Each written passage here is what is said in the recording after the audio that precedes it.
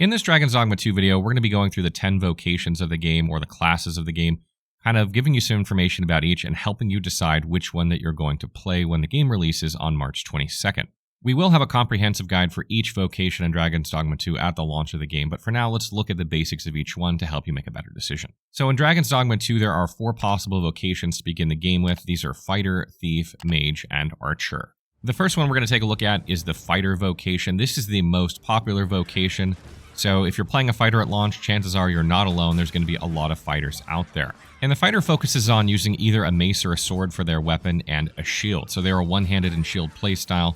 This is how they will play if you were playing a fighter. So if you like that sort of gameplay, then fighter might be a good choice for you. Now, obviously, the fighter is going to be on the front lines, and their big focus is on getting up close to enemies and tanking them to not only deal damage to them, but also to keep enemies away from their squishies.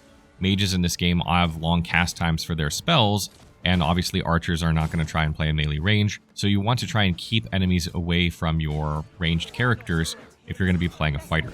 They have a skill that will taunt enemies to them, and they also have an augment that will allow them to increase their threat so that enemies were more likely to attack them and stay off the squishies. So obviously a big part of playing fighter is learning to use your shield effectively, and there are a couple things that make it a little bit more nuanced than perhaps something like a Souls game, which are, first of all, there's no lock-on, so you can be facing the wrong way while blocking a lot of the time in this game and still get hit even with your shield up, so that can be a little bit tricky to manage when you're first learning. Additionally, when you're starting to learn the fighter class, there's no panic roll. You cannot hit a roll button. The fighter does not have one. So if you realize you're going to get hit, you're pointed the wrong way, you can't roll out of it, you're going to get hit. So learning how to have your shield up, when to block, and also if you time your block perfectly when an enemy attacks you, you will also parry them. That is also a big part of fighter gameplay. So it's very defensive play style, but it can deal some damage, and your main role is going to be tanking for your group. So next we come to the Mage vocation. This is the second most popular vocation from the starter ones, and mages have a plethora of different spells that they can cast.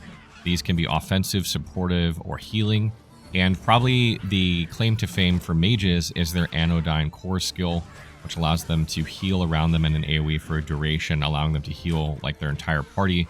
This is a very, very valuable skill that any party basically needs. So just about every party in the game is going to have one mage with this spell, just because of how important it is to the group. Otherwise, you're going to go through a lot of consumables trying to heal, and that can be very difficult and time-consuming. Another thing to note about mages is that a lot of their spells have very long cast times, so positioning and knowing when to execute those spells plays a big part of the role in mages. That might not appeal to all people. Some people might want to have a more dynamic play style. Mages have more of a hang back and wait for the right moment to cast a spell type thing. So next is the Archer vocation. This is a pretty straightforward vocation. You're going to be using a bow if you're playing an Archer, and you're going to have a focus on taking down enemies from range. This is a very valuable party member in my opinion, because there are a lot of enemies that are flying in the game. Being able to pick them off with ranged attacks is kind of the job of the Archer. Additionally, some enemies have weak spots like the Cyclops in their eye, and you can aim for that without having to climb them, which is really nice. So you should definitely consider playing the Archer. You want to have a more precision-based playstyle that hangs back and picks off enemies from afar. And then the last basic vocation is the Thief. If you're playing a Thief, you're going to be using dual daggers for your weapon set. This is a fast and hard-hitting melee class that relies more on dodging enemy attacks and sidestepping them rather than tanking them. So if you like playing a more agile character in melee combat, then this is going to be the class for you. And additionally, this is a very good class for climbing enemies in order to get up onto them and attack them while you're on top of them. So if you like climbing up on enemies as well, this might not be a bad class for you. So then this brings us to the advanced vocations in the game. These are vocations that you can then change to as you unlock them later in the game. A couple of these are unlocked from story progression, and there are various other ways to unlock the other ones, but these aren't ones that are immediately choosable at the beginning of the game. So the first vocation is the Warrior. This is a two-handed combatant that uses either a greatsword or hammer two-handed. They have more of an aggressive playstyle than the Fighter does. Fighter has a shield there to protect itself, while the Warrior does not, and their main focus is dealing damage and knocking down enemies. Their weapons have the highest knockdown rating of any weapons in the game, so if you're looking at knocking down enemies, getting them down to the ground so that your team can gang up on them, kind of maybe a hammer or something in Monster Hunter World, something like that play style, you might like the Warrior. So then we move on to the Sorcerer, which is a more advanced spellcasting class.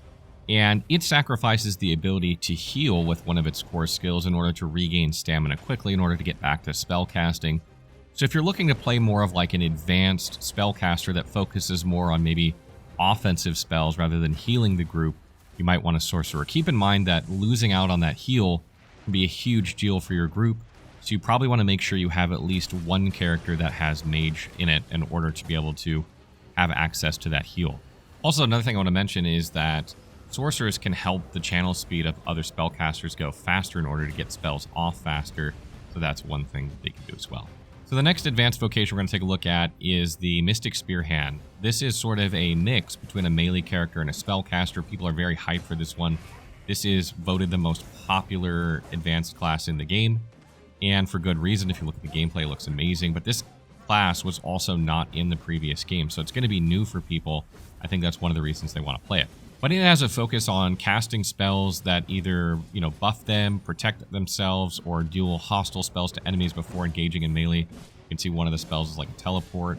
There's some like AoE attacks and, zipping around. It seems like a very high-speed melee combatant that can also cast spells, so it's kind of like the best of both worlds if you want to play a hybrid-type character. However, note that it does not have a shield, unlike the Mystic Knight from the first game, so you're not going to be able to block like you could in that game.